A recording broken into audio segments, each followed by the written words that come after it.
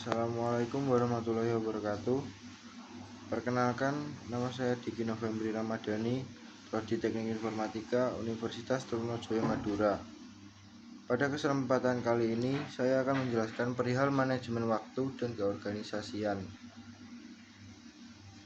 Pengertian manajemen waktu. Masing-masing individu pasti memiliki kesibukannya tersendiri.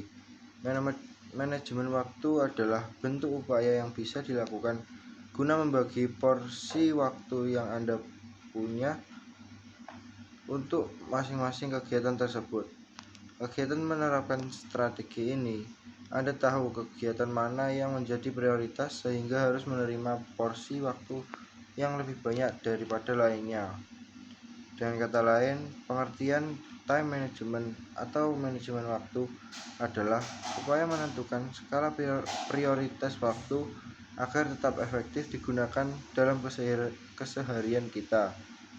Manfaat manajemen waktu: hidup kita bisa menjadi lebih teratur, disiplin, meningkatkan produktivitas, target terpenuhi, dan mengurangi stres.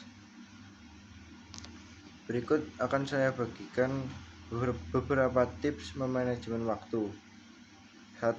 Menentukan skala prioritas. 2. Tidur minimal 6-8 jam. 3. Membuat to-do list. 4. Menetapkan tenggat waktu di setiap pekerjaan. 5. Hindari multitasking. 6. Membatasi distraksi. 7. Fokus. 8. Membuat pekerjaan menjadi menyenangkan. 9. Memaksimalkan skala prioritas. 10. Ikut prinsip 2 menit 3. 11. Berani bilang tidak jika tawaran tidak sesuai dengan potensi kita. Selanjutnya, saya akan membahas soal keorganisasian. Keorganisasian adalah dua orang atau lebih untuk mencapai suatu tujuan, atau keorganisasian adalah suatu proses atau tindakan mengatur dan menyusun berbagai elemen, sumber daya, dan komponen menjadi sebuah sistem atau struktur yang terpadu dan teratur.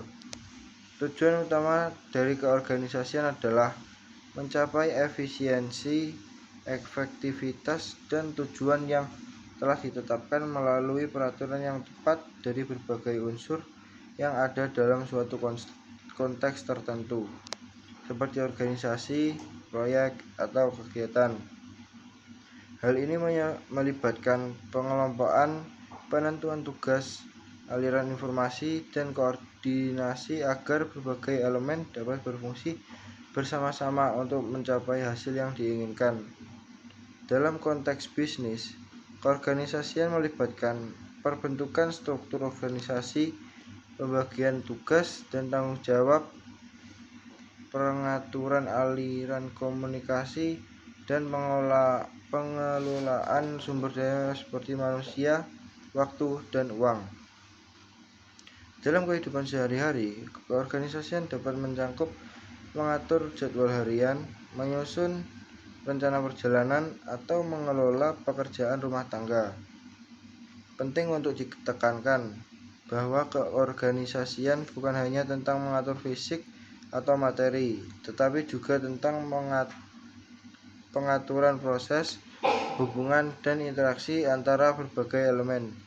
Tujuannya adalah menciptakan keteraturan, penggunaan sumber daya yang optimal, dan pencapaian hasil yang diinginkan. Dalam berbagai konteks, seperti organisasi, bisnis, pendidikan, atau kehidupan sehari-hari, keorganisasian berperan penting untuk menciptakan efisiensi, produktivitas, dan pencapaian tujuan.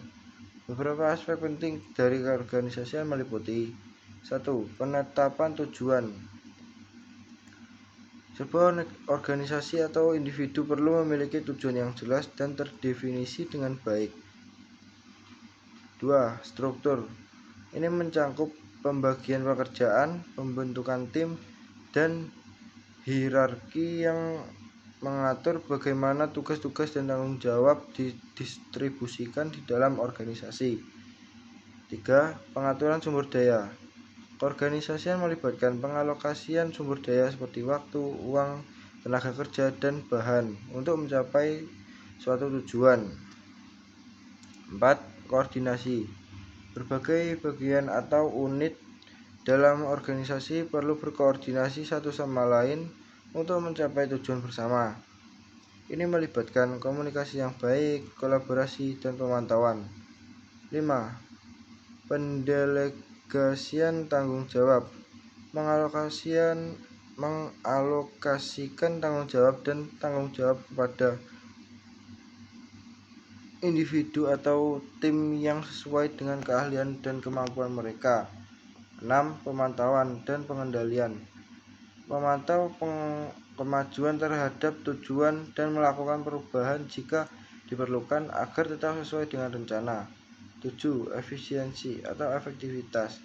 Keorganisasian bertujuan untuk mencapai hasil yang diinginkan dengan cara yang paling efisien, menggunakan sumber daya seefisien mungkin dan efektif mencapai hasil yang diinginkan. 8. Fleksibilitas. Keorganisasian yang baik harus mampu beradaptasi dengan perubahan dalam lingkungan atau keadaan yang mungkin timbul. Sekian dari saya, kurang lebihnya mohon maaf. Terima kasih. Wassalamualaikum warahmatullahi wabarakatuh.